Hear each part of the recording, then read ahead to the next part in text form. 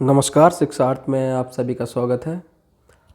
हम भारत के भौतिक प्रदेश पढ़ रहे थे, जिसके अंतर्गत हमने अब तक हिमालय को जाना है और उसी सिलसिले को आगे बढ़ाते हुए आज हम एक अन्य भौतिक प्रदेश, जिसे उत्तर का विशाल मैदान, द ग्रेट नदर्न प्लेन्स के रूप में जाना जाता है, इसके बारे में हम जानकारी लेंगे। तो बिना समय गवाए हुए हम उत्तर के विशाल मैदान की तरफ अपना सफ़र शुरू करते हैं। तो सबसे पहले हम माइंड मैप देख लेते हैं कि किस तरीके से अपना सफ़र हम शुरू करेंगे और कहाँ जाकर हम अपना ख़त्म करेंगे। तो सबसे पहले हम उत्तर के विशाल मैदान के अंतर्गत उत्पत्ति को देखेंगे, फिर वर्गीकरण देखेंगे, उसके बाद हम उनके महत्व को जानेंगे। और वर्गीकरण के अंतर्गत भी हम दो आधारों पर से बांटेंगे, एक तो संरचना के आधार पर और दूसरा प्रादेश के आधार पर। तो संरचना की बात करें तो भावर, तराई, खादर और बांगर, इन चार प्रकारों में बांटा गया है उत्तर के विशाल मैदान को। अमूमन आप इसके बारे में जानते हैं। वहीं प्रदेश के आधार पर बात करें तो कुछ राज्यों के आधार पर और कुछ नदियों के आधार पर, जैसे कि राजस्थान मैदान, पंजाब हरियाणा मैदान, ये राज्यों के आधार पर हैं, और गंगा का मैदान और ब्रह्मपुत्र का मैदान नदियों के आधार पर है। तो चार चार प्रकार से ये बांटे गए हैं वर्गीकरण के अंतर्गत। तो सबसे पहले हम अपनी चर्चा उत्पत्ति से शुरू करेंगे। तो पहला हेडिंग आपकी कॉपी पर, उत्पत्ति।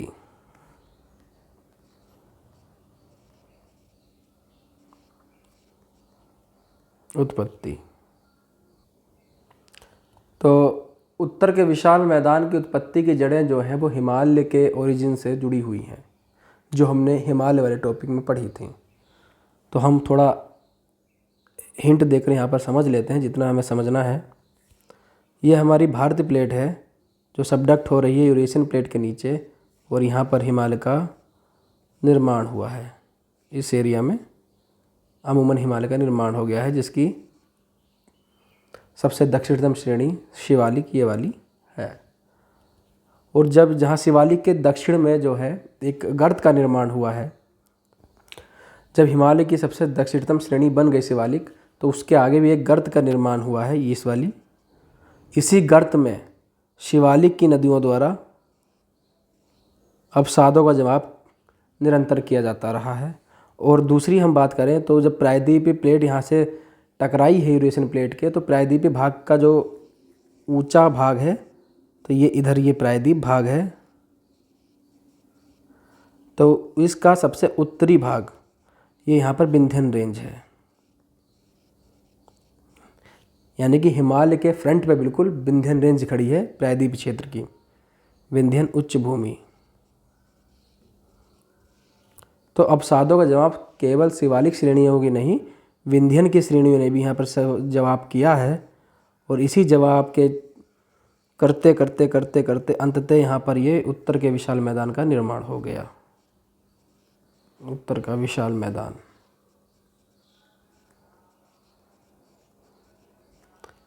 कब समय की बात करें तो कब इनका निर्माण हो चुका था, तो बात करें तो प्लीस्टोसीन व होलोसीन युगों में इनका अस्तित्व प्राप्त किए, अपने अस्तित्व पर प्राप्त कर चुके थे। यानी कि उत्तर का विशाल मैदान बन चुका था, और इनके अवसादन की क्रिया तो आज भी जारी है। गंगा, यमुना, सोन, गंडक, रामगंगा, ये सब नदियाँ आज भी अवसादों का जवाब उत्तर के विशाल मैदान में कर रही हैं। तो ये तो निरंतर चलने वाली प्रक्रिया है, लेकिन जो अस्तित्व में आ गए थे प्लीस्टोसीन व होलोसीन युगों में ये अस्तित्व में आ चुके थे उत्तर के विशाल मैदान। वहीं अगर हम कुछ फैक्ट की बात कर लें उत्पत्ति के अंतर्गत, तो इनका विस्तार देख लें। पूरब से पश्चिम,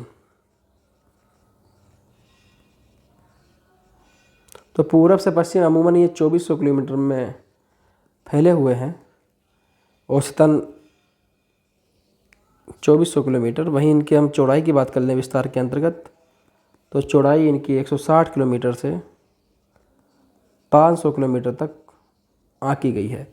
500 किलोमीटर आपको पंजाब वाले क्षेत्र की तरफ देखने को मिल जाएगी, बाकी बंगाल और बिहार, झारखंड, इन एरिया में ये महज 160 किलोमीटर रह जाती है।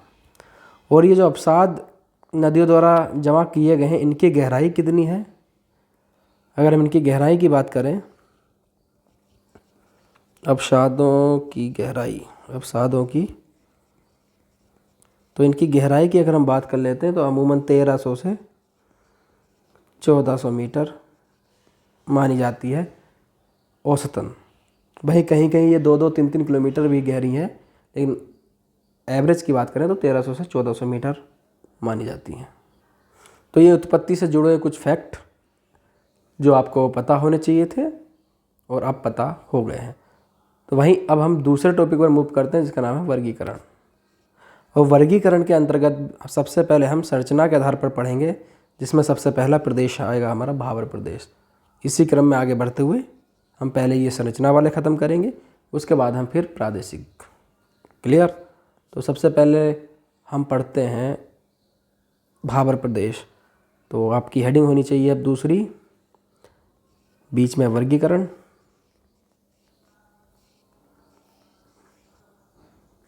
और वर्गीकरण में पहला है संरचनात्मक,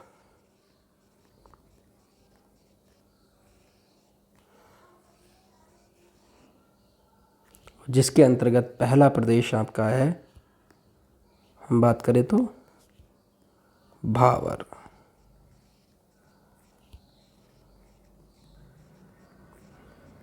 कुछ फैक्ट की बात कर लेते हैं, उसके बाद हम समझेंगे कि भावर प्रदेश कहाँ पाया जाता है।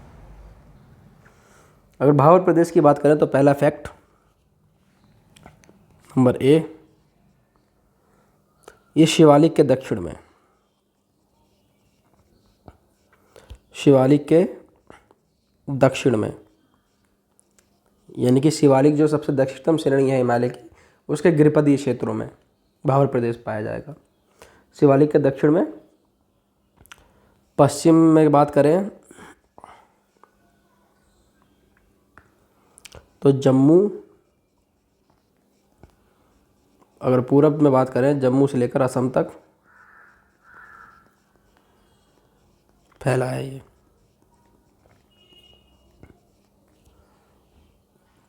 वहीं इसकी हम चौड़ाई की बात कर लें,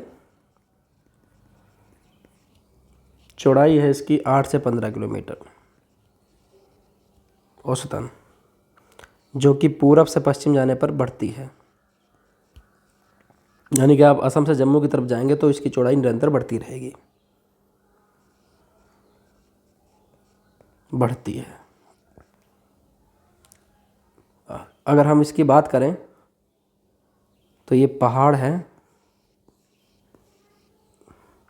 पहाड़ से कोई नदी उतर रही है तो होता क्या है, जब नदी पहाड़ों से बहती है तो पहाड़ों पे तीव्र ढाल होने के कारण वो अपने अंदर पत्थरों को, विभिन्न अवसादों को लेकर बहती है, जिसमें मोटे मोटे पत्थर से लेकर पेड़ पौधों के अंश भी होते हैं, मिट्टी भी होती है, जानवर भी होते हैं, सब कुछ लेकर बहती है। लेकिन जैसे ही वो पर्वतों से नीचे उतरती है, मैदानी क्षेत्रों में आती है या पर्वत के गिरिपदीय क्षेत्रों में आती है, तो उसका ढाल मंद हो जाता है। जब ढाल मंद हो जाएगा तो वो हल्के पदार्थों को तो बहा ले जाएगी, लेकिन भारी पदार्थ जैसे बड़े बड़े पत्थर वो ले जाने में अक्षम होगी, वो नहीं ले जा पाएगी। तो उनका जवाब वो वहीं गिरिपदीय क्षेत्रों में, जहाँ से पहाड़ से उतर रही है, वहीं पर कर देती है। जब इनका जवाब हो जाता है तो यही बनते हैं अंततः भावर प्रदेश, बिल्कुल गिरिपदीय क्षेत्रों में। और एक बात आप ध्यान रखें, जब हमने ये पढ़ा था ये वर्गीकरण, भावर, तराई, खादर, बांगर, इन्हें जलोढ़ मैदान भी बोलते हैं। जलोढ़ मतलब जल से बने हुए। आप हिमालय क्षेत्रों में पढ़ेंगे हिमानी द्वारा निर्मित मैदान, तो वो हिमोड़ बोलते हैं उन्हें, इन्हें जलोढ़ बोलते हैं। तो जलोढ़ नाम जहाँ आए, ये मैं लिख दूँ यहाँ पर जलोढ़, तो इसका सेंस आप समझ जाएंगे, जल द्वारा निर्मित जो मैदान है उनकी बात की जा रही है। तो नदियों में अभी जलोढ़ का इस्तेमाल हम अक्सर कर सकते हैं या करेंगे आगे चलकर, तो आप कन्फ्यूज ना हो। तो ये भावर प्रदेश हो गया, तो यहाँ पर आपके भावर प्रदेश पाए जाएंगे। अब होता क्या है, तो पर्वतीय क्षेत्रों में जो बड़ी नदियाँ हैं वो तो बहती हैं आराम से, लेकिन जो छोटी छोटी नदियाँ हैं वो इन पत्थरों में लुप्त हो जाती हैं। लुप्त होने का मतलब क्या है, पत्थरों के अंदर से बहती हैं, वो दिखती नहीं है भावर प्रदेशों में। छोटी छोटी नदियाँ जो हैं वो इन भावर प्रदेशों में मोटे मोटे पत्थरों के नीचे से बहती हुई आगे बढ़ती हैं, वो अपेक्षाकृत दिखती नहीं है, इसलिए कह दिया जाता है कि यहाँ पर कई छोटी छोटी नदियाँ भूमिगत होकर बहती हैं, भूमिगत होकर बहती हैं। जब इतना पथरीला क्षेत्र है, इतना पत्थर वगैरह जमे हुए हैं, नदी भी विलुप्त हो रही है, तो जाहिर सी बात है ये कृषि योग्य क्षेत्र तो नहीं होगा, कृषि योग्य नहीं है। यहाँ पर बस बड़े बड़े वृक्ष पाए जाते हैं,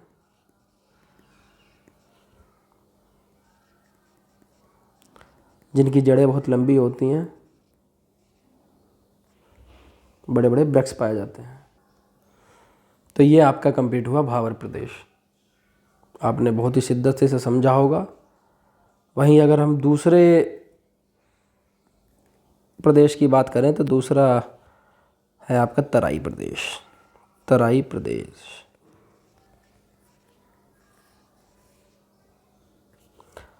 तराई प्रदेश की बात करें तो पहला फैक्ट यही है कि शिवालिक के दक्षिण में नहीं, शिवालिक के दक्षिण में भावर प्रदेश है, तो भावर के दक्षिण में, गलत लिखने जा रहा था, भावर के दक्षिण में अमूमन 15 से 30 किलोमीटर की चौड़ाई में ये तराई प्रदेश पाए जाते हैं।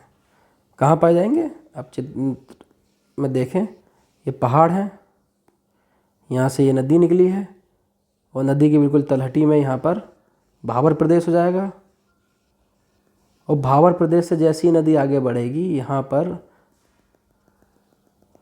ये एरिया पूरा तराई क्षेत्र वाला एरिया होगा, ये होगा तराई, ये होगा भावर। ये दलदली क्षेत्र होगा, यहाँ पर पानी की अधिकता होगी जो मिट्टी के साथ मिलकर दलदली क्षेत्र बनाएगा। बी, दूसरा देखें इसमें क्या फैक्ट है। तराई से आपको ये सेंस तो लग रहा होगा कि यहाँ पर नमी की मात्रा बहुत ज़्यादा होगी। वही तो कह रहा हूँ, दलदली क्षेत्र है। जब नदी यहाँ पर, जो नदी यहाँ पर विलुप्त हो जाती थी भावर प्रदेश में, वो भी यहाँ पर तराई क्षेत्र में दिखने लगती हैं, प्रकट हो जाती हैं। और यहाँ पर जो बड़े बड़े पत्थर थे वो नहीं रहते हैं, मट्टी के कण रहते हैं, बालू के कण रहते हैं, रेत रहती है तराई क्षेत्र में, तो वहाँ पर अपेक्षाकृत दलदली क्षेत्र बना देती हैं नदियाँ। तो नमी ज़्यादा है, नमी ज़्यादा क्या होगी, तो यहाँ पर घने वन पाए जाएंगे। पानी की अधिकता है तो घने वन भी होंगे। घने वन हैं तो क्या होगा, जहाँ वन होंगे वहाँ पर वन्य जीव भी होंगे, तो समृद्ध वन्य जीव होगा। समृद्ध वन्य जीव हैं तो क्या होगा, उच्च जैव विविधता होगी, उच्च जैव विविधता। और यहाँ पर बात करें तो यहाँ पर मच्छरों का प्रकोप अक्सर बना रहता है। मलेरिया, डेंगू, ये सब आपदाएं यहाँ पर अक्सर देखने को मिल जाती हैं, क्योंकि तराई क्षेत्र है, नमी वाला क्षेत्र, और नमी पे मच्छर वगैरह की जो पैदाइश होती है वो ज़्यादा होती है, जिससे मलेरिया, डेंगू, ये सब प्रकोप इनका बना रहता है। और हम फैक्ट की बात करें तो कृषि योग्य क्षेत्र ये नहीं था, लेकिन जंगलों को काटकर बना दिया गया, क्योंकि घने जंगल पाए जा रहे थे, तो वहाँ कृषि कहाँ हो पाएगी। लेकिन कृषि योग्य क्षेत्र बना दिया गया, जंगलों को काटकर बनाया गया। और यहाँ पर क्या हम बोते हैं, यहाँ चावल खेती बढ़िया हो जाती है, गन्ना अच्छा होता है, हम गेहूँ भी उगाते हैं, इन सब की खेती यहाँ पर हम कर लेते हैं। तो और वही बात जो मैंने बताई थी, यहाँ पर भावर में लुप्त प्राय नदियाँ जो हैं, लुप्त प्राय मतलब जो भूमिगत होकर बह रही थी, यहाँ प्रकट हो जाती हैं।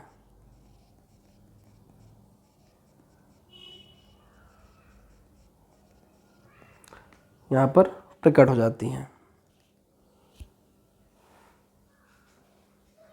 तो ये आपका था तराई प्रदेश। तराई प्रदेश भी कहाँ पाया जाएगा, भावर के नीचे पाया जा रहा है। तो उत्तराखंड है, उत्तर प्रदेश है, हरियाणा है, पंजाब है, जम्मू है, इन सब प्रदेशों में तराई का प्रदेश आपका पाया जाएगा। तो ये तराई का प्रदेश। तो हमने 2 प्रदेश देख लिए हैं, भाबर प्रदेश और तराई प्रदेश। इसके आगे के प्रदेश की चर्चा हम नेक्स्ट वीडियो में करेंगे। अब तक हम यहीं रखते हैं। धन्यवाद।